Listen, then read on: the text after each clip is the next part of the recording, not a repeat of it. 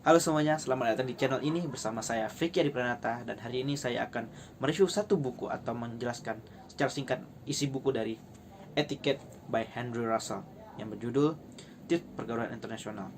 Seperti yang kita tahu, etiket merupakan hal yang kita pegang dari kita kecil sampai besar.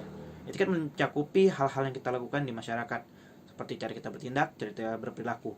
Dan masyarakat menilai kita dari etiket baik yang ada di kita.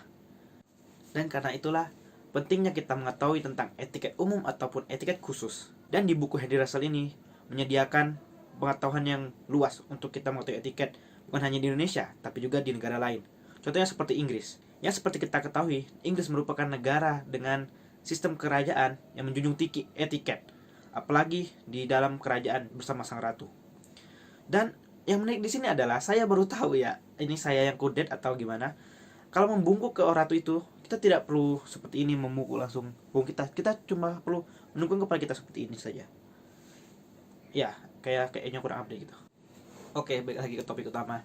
Di buku Henry Russell sendiri menyediakan berbagai macam pengajaran etiket, seperti etiket ketika waktu kita makan, etiket kita berpakaian, etiket kita menyapa orang. Dan untuk kaum jomblo ini juga cocok sih, ada etiket bagaimana kita menyapa lawan jenis kita, khususnya laki-laki ke perempuan. Bagi kaum jomblo boleh tuh.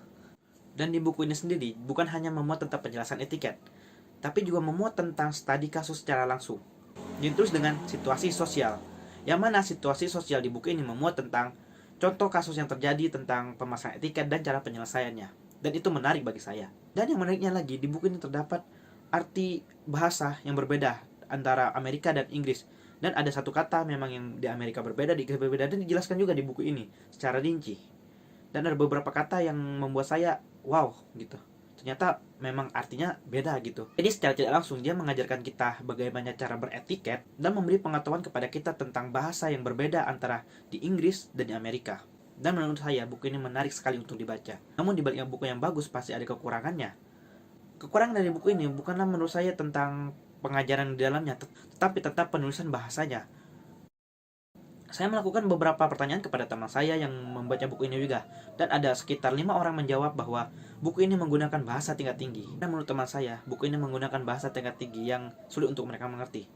Tetapi untuk saya sendiri, saya tidak keberatan dengan itu karena sebagai pembelajaran saja buat kita.